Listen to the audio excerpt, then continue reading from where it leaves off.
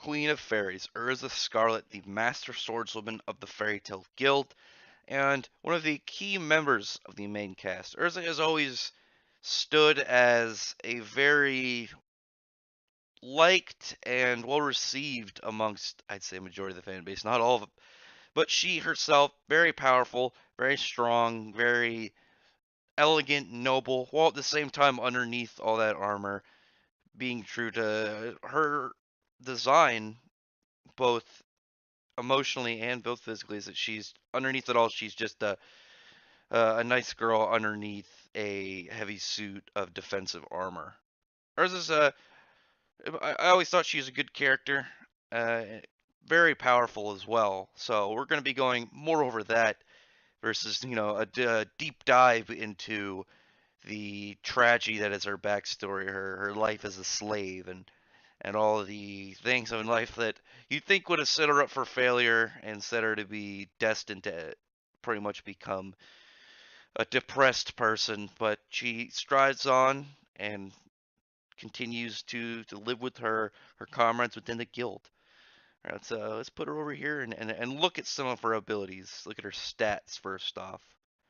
Now, Urza, her stats can vary a bit because it really depends on her armor, because her ability, her magic, the Knight, lets her swap between armors and weapons to give various different abilities, some being more for speed, some being for elemental resistance, some being for being able to cancel out magic, all these different things.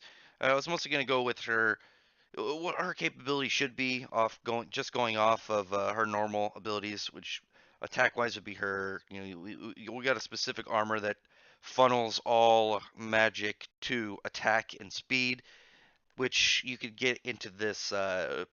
We'll see the feat I'm talking about when it comes to her attack being country level, like high country level plus, like borderline going to the next tier.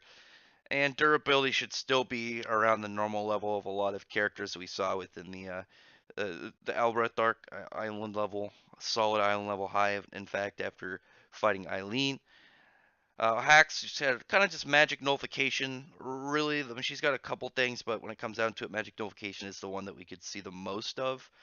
Resistances, various elements. She's got a bunch that we'll look at those too. Weaknesses. There were none specifically. She's had weaknesses gone against her, but they're very too specific. It's not like Dragon Slayer's motion sickness. What Urza's shown to be kind of quote unquote weak to is just, I don't know, I guess people that can counter her abilities, which isn't really something to look at and name here without it being something way more universal and way more easily accessible by an enemy. And then anything notable, her one of her eyes is fake, so if she looks at something ocular based, something that applies to the eyes to take effect, if she sees it with both eyes, it does half, and if she only sees it with her fake eye, it doesn't do anything at all. Her fake eye doesn't completely it is its own kind of trait and skill. Well, I wouldn't say skill, asset really. Anyway, let's look at some of her armors. So she's got an armor that gives her wind resistance. She's got an armor that gives her fire resistance. She's got an armor that gives her thunder and lightning resistance. She got an armor that gives her water resistance. She's got a speed-based armor that makes her way faster. She's got a armor that increases her durability immensely. She's got she's got an armor that gives her the ability. Oh my god, this picture's way out of nowhere. One second. She's got one that's able to let her cut and dispel magic as well as cut space. She has an armor for kind of just psychic, almost levitation linked swords that she can use. And she's also got armor, the one I was talking about, that pretty much is a last ditch effort to increase her attack capabilities, abandoning all defense and funneling it into just trying to end the fight, trying to win without anything after that. She's got a lot more armors than this, but these are the most notable ones, I'd say, the ones that best to look at. She's also got a high level of pain tolerance when she fought somebody who could amplify her senses of pain so high that a scratch on the side felt like having part of her entire body ripped off.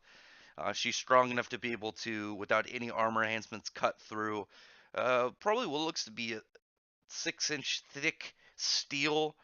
She's skilled enough that she can actually use swords with her feet, and she's actually been able to keep fighting after being cut dozens of times by somebody's sword who can cut through dimensions. And then probably her most notable feat at the moment. Oh, almost skipped over just a statement or talking about how, obviously, like I said, she sees something with both eyes halved.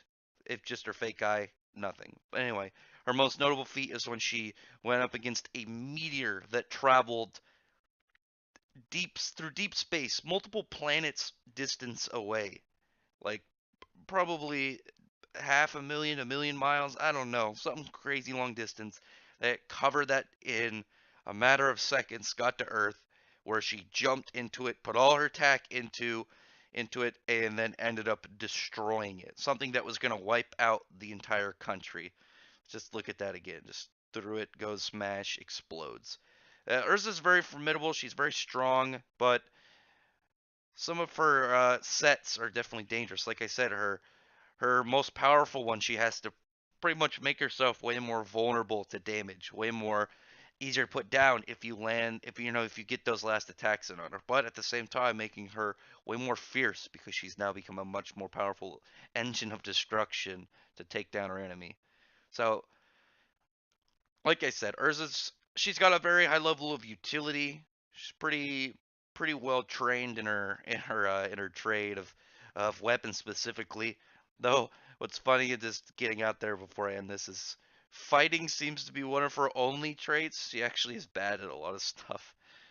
I mean, I don't think that any fight it's gonna come down to them like doing something with handwriting or acting, which she can't do either of those very well. But anyway, it's gonna be it for this video. If you like the Clash profiles, check out the others, and I hope that everyone has a good holiday season because this should be coming out sometime during the near Christmas times. But anyway, thank you very much everyone for listening.